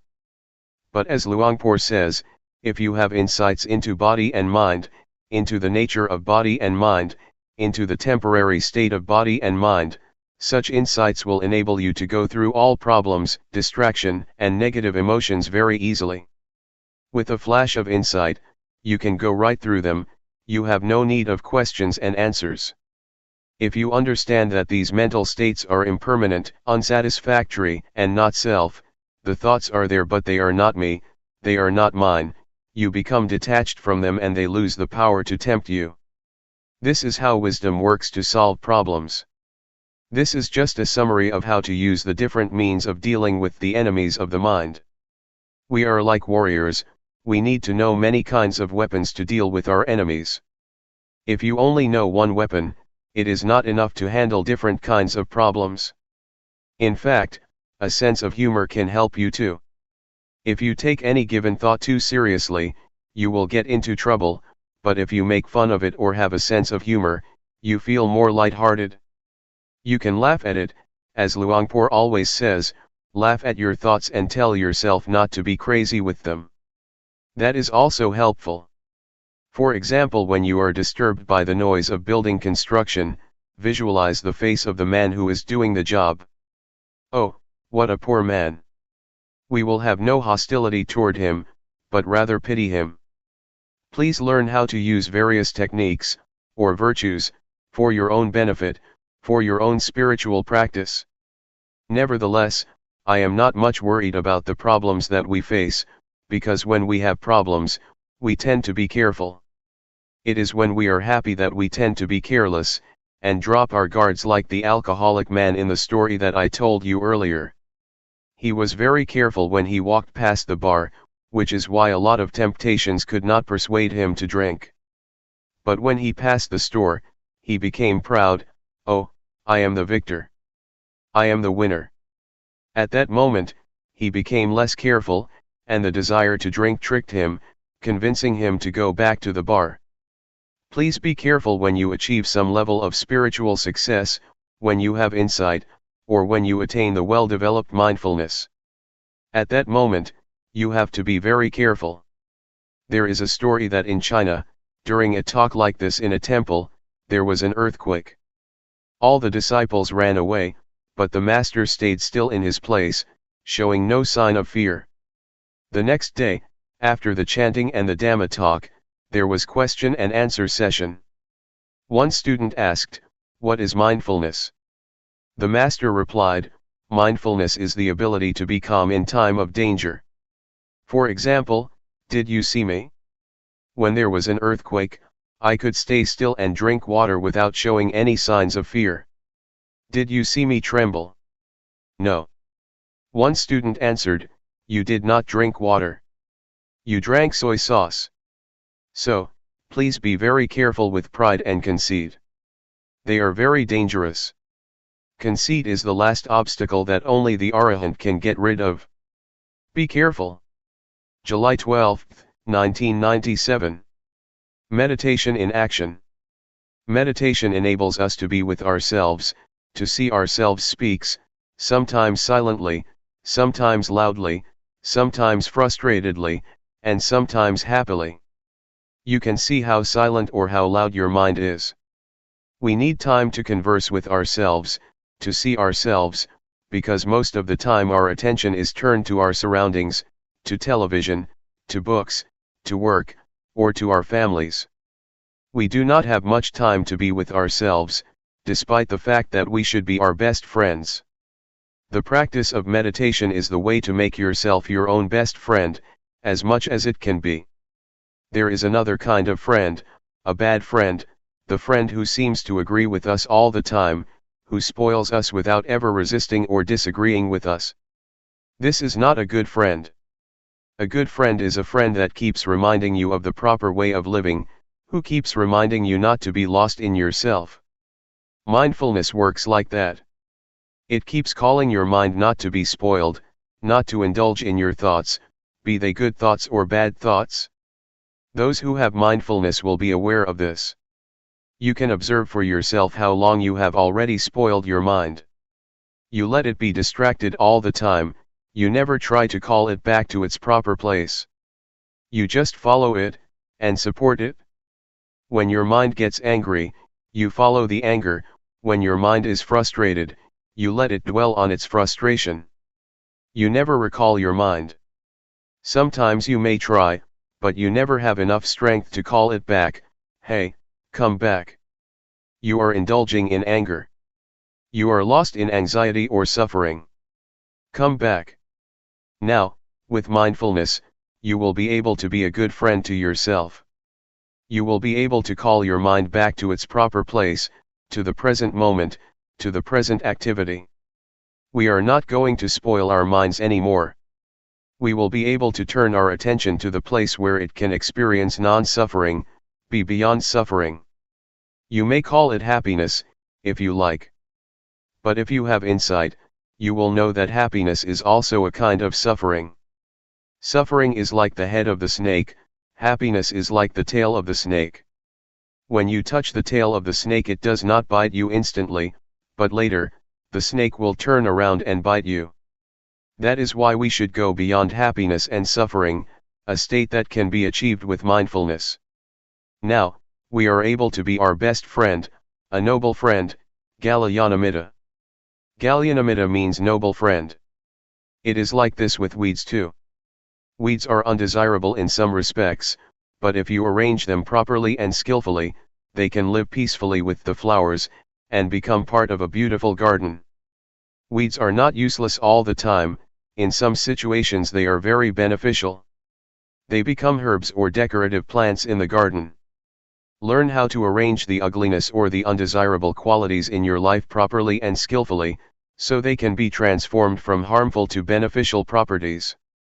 Anger can be transformed, anxiety can be transformed, jealousy can be transformed, hatred can be transformed, but these transformations are not possible, if you do not know how to come to terms with them. So this is how we can be our best friend, to not regard ourselves as the enemy. A lot of people hate themselves. They cannot bear themselves because they find a lot of bad things in themselves. That is the kind of relationship that we should avoid, the kind of experience that we should avoid. Use mindfulness or awareness to accept, and use these bad things for both the benefit of your spiritual well-being and your daily life. I would like to encourage you to continue the practice after the retreat, in whatever way you prefer or is suitable to you. As you know, there are two ways of practice, formal and informal. You should combine these two ways of practice. In fact, informal practice is very useful. It is very powerful for us, especially for lay people, but even for monks, because we spend so much time in our lives informally. Just think, in our lifetimes, we spend about 7 years altogether in the bathroom. Incredible, but it is true, 7 years in our bathroom. If you use 7 years for the whole practice, that is wonderful. A retreat of 7 days is small compared to the 7 years in the bathroom. You meditate in the bathroom, whatever you do, whether it be brushing your teeth, taking a bath, urinating, or excreting, can be the act or form for mindfulness.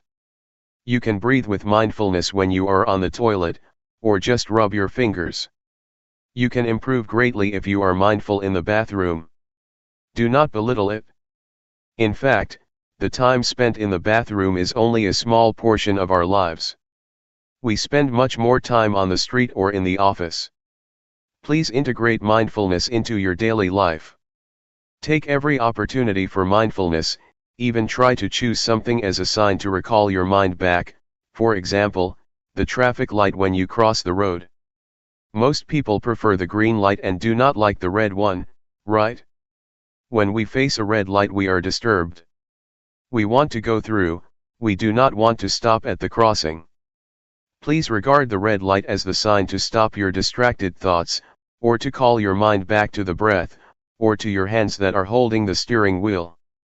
Just rub your fingers or follow your breath mindfully with awareness during the red light. When you hear the telephone ring, do not rush to it suddenly. Wait for a while. For people in primitive countries, for people in villages, it is quite strange that we are so stimulated or sensitive to telephone rings, we just go instinctively.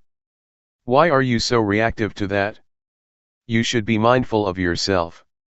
You should know when to walk to the telephone gracefully.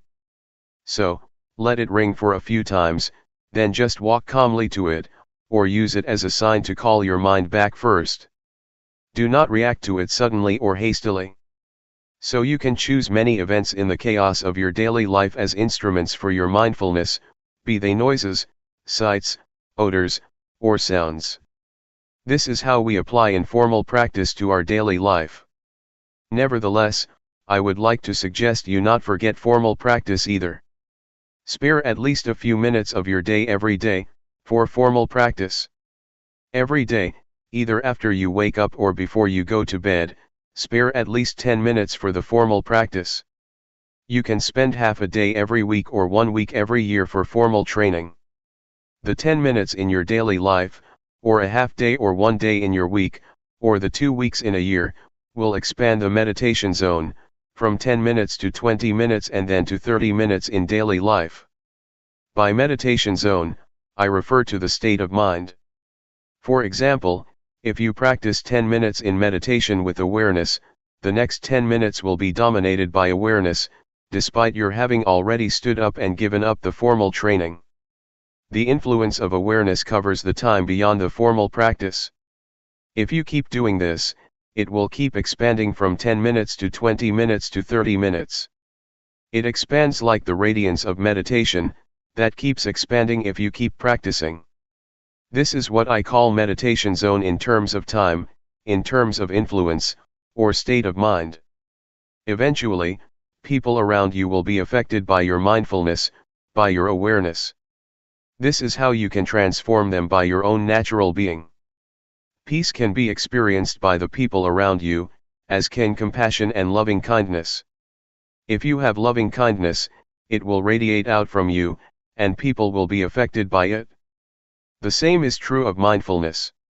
It also radiates and affects the people around you positively. Please, keep reminding yourself to apply the practice to your daily life, in suitable and skillful ways. There is no formula for this, but the point is to take advantage of everything, every moment, every event, every occasion for mindfulness. Even the death of somebody you love, even the harsh words you hear, can be transformed to be positive and beneficial for you and other people. Similar to garbage transformed into flowers and food for us to eat. Food we eat and beautiful flowers are grown out of compost, or garbage. Their roots know how to transform garbage or compost into life, into vitality, into beautiful flowers. Keep practicing, and your mind will come back more and more quickly. You already have mindfulness and awareness in your mind. Please use them over and over. Unlike the body, where if you use a muscle too much it becomes exhausted, mindfulness is not limited by how much you use it. The more you use it, the more powerful it becomes. So do not waste it or spare it. Just use it, and it will always come to your mind. I have a small calendar in my pocket, but I always forget that I have it, because I seldom look at it. If I use it often, I will easily be reminded that it is in my pocket. When I need to know the date, I just take it from my pocket. But since I seldom use it, I always forget that I have it there. The same goes for mindfulness, you already have it but you always forget it. The more you use it, the more frequently it comes to your mind. So, please use it as it is, as you already have it. That's all. The good news for you is that this is my last talk for this retreat. July 13, 1997. Spiritual Tips for Meditators. Part 1. By Luangpor Teean. The Path of Mindfulness. Now I am going to teach you the way to meditate. Please relax and feel comfortable, because what I am going to teach you is based on something you already have in your mind. The teaching that I am going to instruct you in is based on something which is real and genuine, the truth. And the truth cannot be deceived. It cannot be deceived by neither the master nor the students. The master cannot deceive the student and the student cannot deceive the master, once either of them has realized or understands the truth. This is a technique that can be understood by everybody. All of us have mind and body. We also have mindfulness. Mindfulness is a quality of mind that we can cultivate and develop, but it is already in our minds. Once we are mindful or once we are awakened to mindfulness, all of us are the same, but if we do not have mindfulness or if we are not mindful, we are different. Meditating, especially developing mindfulness, does not require special time designated specifically for this technique. It can be practiced all the time in our daily lives. It does not demand special time, mainly because mindfulness is already in our minds. It can be developed through our daily activities. If we practice properly, we will feel that our lives are normal. We cannot practice for others but have to practice for ourselves. We cannot learn from others but have to learn from direct experience. We have to learn by realizing the truth in our minds. The meditation cannot be achieved from memorizing texts or reading books. We have to experience the reality in ourselves. For example, when we think, we have to see, observe, and experience the reality of thoughts, how they arise and how they fade away. These can be learned through direct experience, not through reading books or memorizing texts. What I am trying to convey is what I have realized from direct experience, not from analytical thoughts or knowledge of texts. This realization is based on direct experience that everybody can achieve or realize for himself. When we practice on what we already have. We have body and mind. We practice by using our body as an object, our body's movement. When our body moves, when our hand moves, we should just be aware. The hand is real, the body is real, and our awareness of them is real and can be cultivated. The more we practice, the more awareness we accumulate. This way of practicing asks us to accumulate awareness, until it becomes the dominant quality of our minds. Once everybody has total awareness, everybody will be the same in the sense that their lives are normal. But if we do not have awareness, we behave differently out of hatred, greed, and delusion, which disrupts our lives so that we contradict each other, preventing harmony and creating disunity. So, the point is how to cultivate awareness. The key to Buddhist meditation is cultivating awareness, and I am going to instruct you how. Once we understand and practice by ourselves, we will know ourselves better and live our lives properly. Now I will demonstrate. Everybody, please place your palms on your thighs, sit comfortably, and open your eyes. First turn your right hand onto its edge from your thigh, raise it to the height of your chest, and move it to your abdomen. Turn your left hand from your thigh, raise it to height of your chest, and move it to your abdomen. Move your right hand to your chest, move it out, lower it to your thigh, and turn it down. Raise your left hand to your chest, turn it out, lower it, and turn it down. Again. Please try to be aware of every movement, aware, not focused. Feel the sensation of your body. Just make it natural. Just feel it. That is the way to develop awareness naturally. Sometimes thoughts will sneak into our minds, just open yourself up to them but don't follow them. Once we are aware of our thoughts, we return to our body, to the movement of our hands. This method does not encourage one to stop thinking but just to be aware of it. In fact, we cannot stop thinking because it is the nature of our mind to think. We should be open to all kinds of thoughts, but do not follow them or repress them. Just be aware. With awareness, we will be firm and not react to our minds, either positively or negatively. This is the introduction. I would like you to try, to practice, to feel yourselves and see how it affects your mind. When you place your hand on your thigh, do you know where your hand is? Once you know where your hand is, you have already cultivated knowingness, that is to know, to feel where your hand is. And the practice of mindfulness is based on this awareness. When you turn your hand on your thigh, do you know the position of your hand? You know where your hand is, right? Raise your hand. Is it on your thigh? Where is it? Who knows the position of your hand? You or other people? Can anybody know for you? Is it only you that can be aware of where your hand is? No, no, no, be aware, be aware, be aware. Do not force your mind to focus or concentrate on every minute of your movements, just feel every step intervally, and don't focus your mind to feel like a straight line of feeling. That's not the right way. The only thing you have to do is be aware.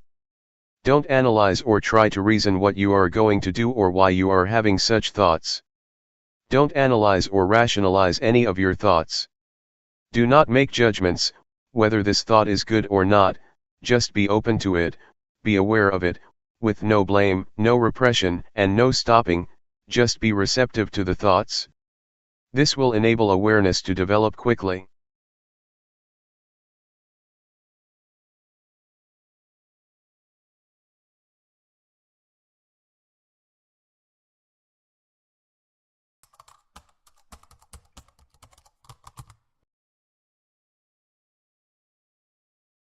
May all beings be at ease, whatever living beings there may be, whether they are weak or strong, omitting none, the great or the mighty, medium, short or small, the seen and the unseen, those living near and far away, those born and to be born. May all beings be